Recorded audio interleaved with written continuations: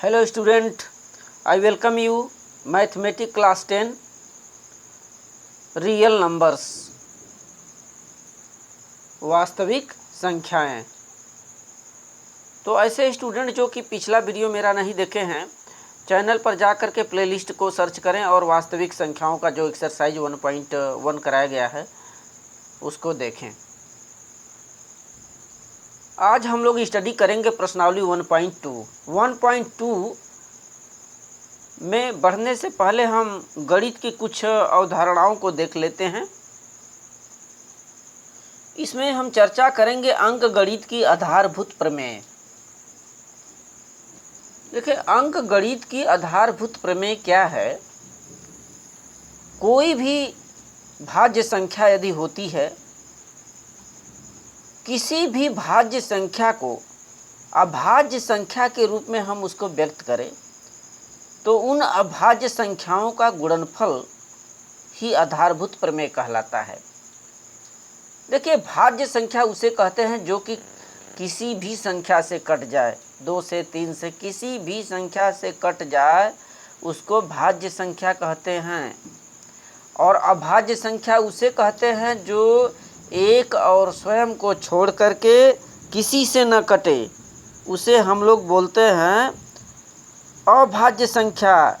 जैसे 2 है, 2 एक अभाज्य संख्या है क्योंकि 2 ही से कट सकता है या तो फिर 1 से, इसके अलावा किसी से नहीं कटेगा। 7 एक अभाज्य संख्या है क्योंकि यह 7 और 1 को छोड़ करके किसी से नहीं कट सकता।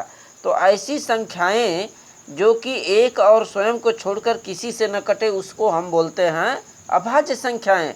तो अंक गणित की आधारभूत प्रमेय क्या होता है कि किसी भी भाज्य संख्या को तब तक काटिए जब तक कि अभाज्य संख्याएं प्राप्त न हो जाए और उन अभाज्य संख्याओं का गुणनफल ही आधारभूत प्रमेय कहलाता है। Look it.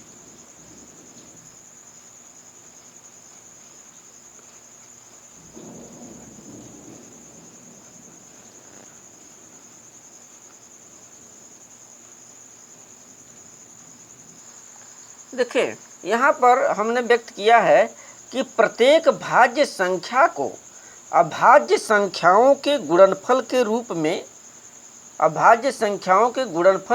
में व्यक्त करना ही अंक गणित का आधारभूत प्रमेय कहलाता है। Student looks it. अंक गणित का आधारभूत प्रमेय किसे कहते हैं? कोई भी भाज्य संख्या होती है तो उसको तब तक काटिए जब तक कि अभाज्य संख्या न मिल जाए और उन अभाज्य संख्याओं का गुणा आपस में कर दीजिए, वहीं अंक गणित का आधारभूत प्रमेय कहलाता है। जैसे ये देखिए 48 एक भाज्य संख्या कहलाएगी क्योंकि यह तो किसी से भी कटेगा, एक और स्वयं को छोड़ करके 2 से भी कट जाएगा, 4 से भी कटेगा, 8 से भी कटेगा, 12 से भी कटेगा, 16 से भी कटेगा। तो भाज्य संख्याएं हैं जो किसी संख्या से कट जाए। तो अब इस भाज्य संख्या का हम अभाज्य संख्या के रूप में व्यक्त करें।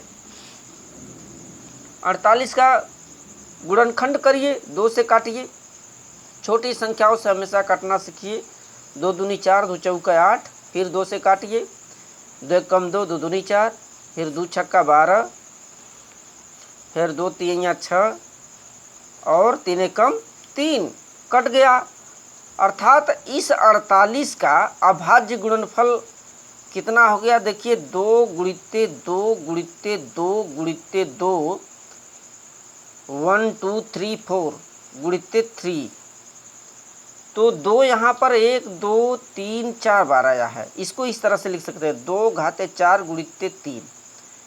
तो यही जो अभाज्य संख्याएं आई हैं इनका गुणनफल ही हमारा आधारभूत अंक गणित का आधारभूत प्रमेय कहलाता है।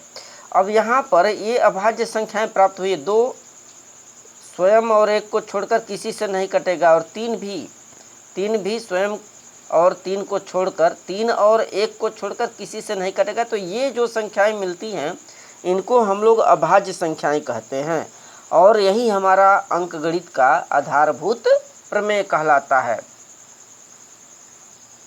स्टूडेंट अगला पॉइंट फोकस करें। जब हम लोग अभाज्य गुणनखंड कर लेते हैं तो दी गई संख्या का अभाज्य गुणनखंड के आधार पर हम HCF और LCF कैसे निकालेंगे। HCF का मतलब हाईएस्ट कॉमन फैक्टर यानी मसा, और LCF का मतलब लोवेस्ट कॉमन फैक्टर यानी लसा। किस प्रकार से हम ज्ञात करेंगे, लुक सीट। जैसे हम दो संख्याएं लेते हैं यहाँ पर एग्जाम्पल के तौर पर, एक संख्या लेते हैं 28 और दूसरा लेते हैं 72 72। इन दोनों संख्याओं का क्या करना है, अभाज्य गुणनखंड विधि से अभाज्य गुणनखंड देखें। हमें HCF और LCF इन दोनों का निकालना। सबसे पहले हम क्या करेंगे, इनका अभाज्य गुणनखंड ज्ञात करते हैं। इनको काटते चले जाइए, छोटी संख्याओं से 2 से काटिए। 2 एकम 2, 2 चौका 8, 2 सते 14, 7 एकम 7, यानी 28 का अभाज्य गुणनखंड निकल गया। इसी प्रकार से 72 का भी, ये जो दूसरी संख्या 72 है, इसका भी अभाज्य गुणनखंड निकालिए। 2 से काटिए, 36 दूना 72, 18 दूना 36, 2 नवा 18, 3 त्रिका 9 एंड 3 एकम 3। यहाँ पर देखिए कट चुका है, अर्थात 28 का अभाज्य गुणनखंड कितना होगा, देखिए 2 गुणित्ते 2 गुणित्ते 7, और 72 का लुक सीट 72 का 2 गुणित्ते 2 गुणित्ते 2 3 टाइम, और 3 इंटू 3 2 टाइम। तो ये अभाज्य गुणनखंड हैं। अब यहाँ से आइए सीखिए किस प्रकार से हम लोग HCF निकालेंगे। HCF का मतलब कि मसा। स्टूडेंट, मसा हम दी गई संख्याओं में किस प्रकार से निकालते हैं, ऐसी संख्या को हम यहाँ पर लिखेंगे जो कि दोनों या तीनों संख्याओं में कॉमन हो।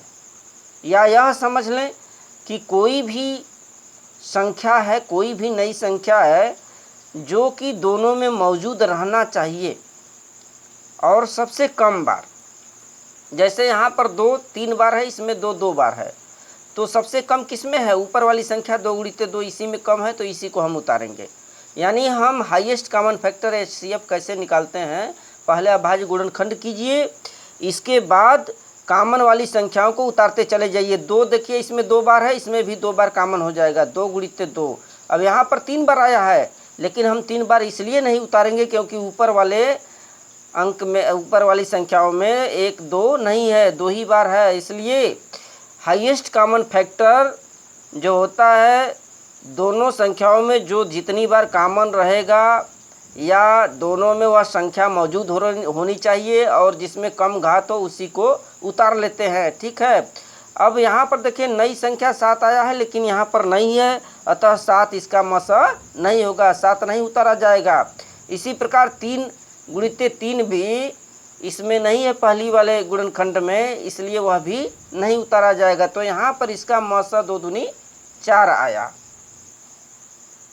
अब देखें इनका LCF कैसे निकालेंगे। LCF में यानी लघुत्तम समापवर्तक में चाहे कॉमन रहे या न रहे है तो और अच्छी बात है, लेकिन जो भी नई संख्या आएगी उसको हमें उतारना पड़ेगा, उनका गुणनफल करना पड़ेगा।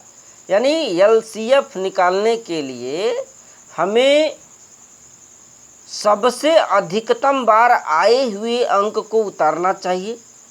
अधिकतम बार आए हुए गुणनफल को उतारते हैं, और नवीन संख्या है तो उसे भी हम उतारेंगे। जैसे देखिए ऊपर 2 गुणित्ते 2 है, यहाँ 7 है, नीचे 2 गुणित्ते 2 गुणित्ते 2 भी ऊपर भी है नीचे भी है, लेकिन सबसे अधिक बार इसमें आया है 3 बार, तो इसी को उतारेंगे। करेक्ट, अधिकतम घात उतारते हैं इसमें LCF में, जबकि मौसम में लोवेस्ट घात उतारते हैं।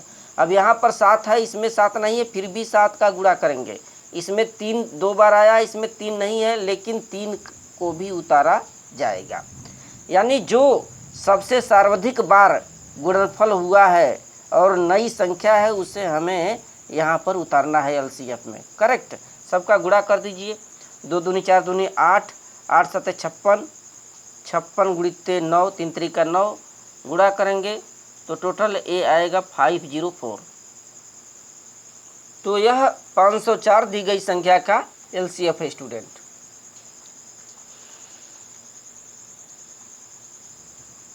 देखें प्रश्नावली 1.2 का एक क्वेश्चन दिए हैं कि इन संख्याओं का अभाज्य गुणनखंडों के गुणनफल के रूप में व्यक्त कीजिए। माने आपको इन संख्याओं का अभाज्य गुणनफल के रूप में व्यक्त करना है, अभाज्य गुणनखंड ज्ञात करना है। दी गई संख्या जैसे 140, देखिए 140 बस सिंपल सा 2 से काटते चले जाइए छोटी संख्याओं से,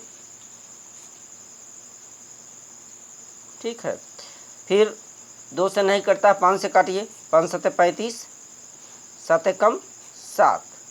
तो यहाँ पर 140 का अभाज्य गुणनखंड कितना हो जाएगा? 2 गुणित्ते 2 गुणित्ते 5 गुणित्ते 7, और सबका आपस में गुणा करने की कोई ज़रूरत नहीं। यही है अभाज्य गुणनखंड।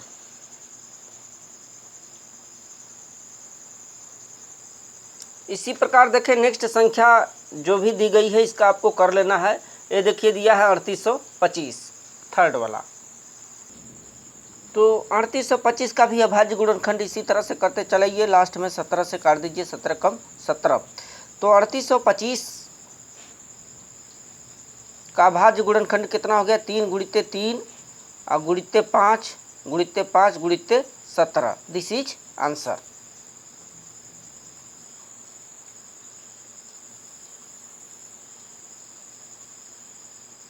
देखें नेक्स्ट क्वेश्चन है क्वेश्चन नंबर 2।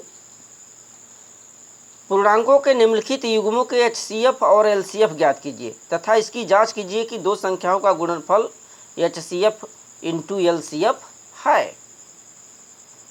Looks it. देखें 26 और 91 का आपको एचसीएफ और एलसीएफ ज्ञात करना है। This is very easy.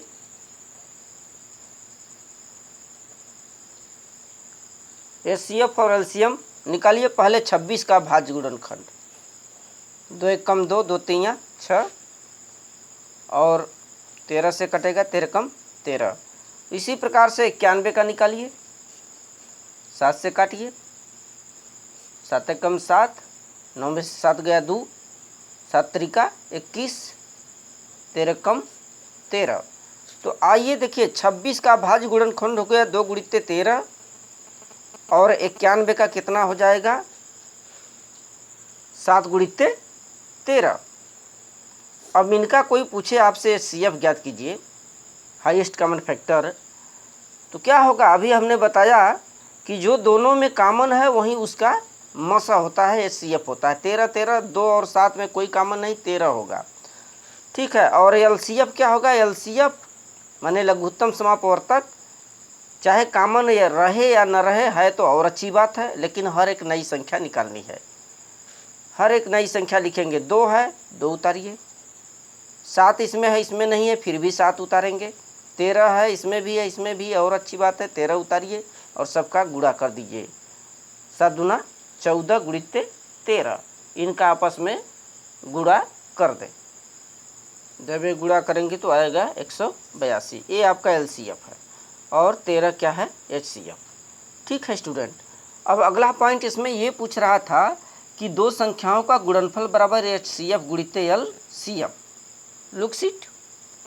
इसके लिए देखिए फार्मूला है, पहली संख्या गुणित्ते दूसरी संख्या बराबर एचसीएफ को एच मान लीजिए, गुणित्ते एलसीएम को एल मान लीजिए। पहली संख्या गुणित्ते दूसरी संख्या बराबर मौसा गुणित्ते लसा, एचसीएफ गुणित्ते एलसीएफ। तो ये हम लोगों को प्रूफ करना है कि दोनों संख्याओं का गुणनफल बराबर लघुत्तम समापवर्तक और महत्तम समापवर्तक के गुणनफल के बराबर होता है। इसके लिए पहली जो संख्या दी गई थी 26 में गुणा करेंगे किसका? दूसरी संख्या 91 का, ठीक है, जो दी गई है, बराबर आपका एचसीएफ कितना निकला है? 13 और एलसीएफ कितना निकला? 182। इनका आपस में गुणा करेंगे तो दोनों इक्वल पॉइंट आएगा। इसका गुणा करेंगे तो आएगा 2368 और इसका गुणा करेंगे तो ये भी आएगा 2368। 2366 और 2366 आने चाहिए। तो पहली संख्या गुणित दूसरी संख्या बराबर मसा गुणित लसा एचसीएफ गुणित एलसीएफ, दिस इज आंसर।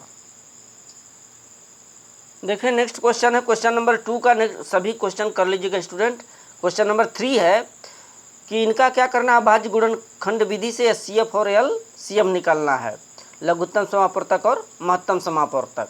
यहाँ पर जैसे पहले ही जो क्वेश्चन दिया है 12, 15 और 21 का एचसीएफ और एलसीएफ निकालें, लुक सीट। ठीक है, इन संख्याओं का अभाज्य गुणनखंड ज्ञात कर लीजिए, 12 का, फिर 15 का, फिर 21 का। ठीक है, 2 दूनी 4, 3 12, 3 5 15, 3 7 21, वेरी वेरी इजी। और इसमें एचसीएफ ज्ञात करिए, पहले मसा ज्ञात करें। तो मसा में आपको बताया गया है जो संख्या सब में रहेगा, सब में कॉमन रहेगा, वही हमारा मसा होता है।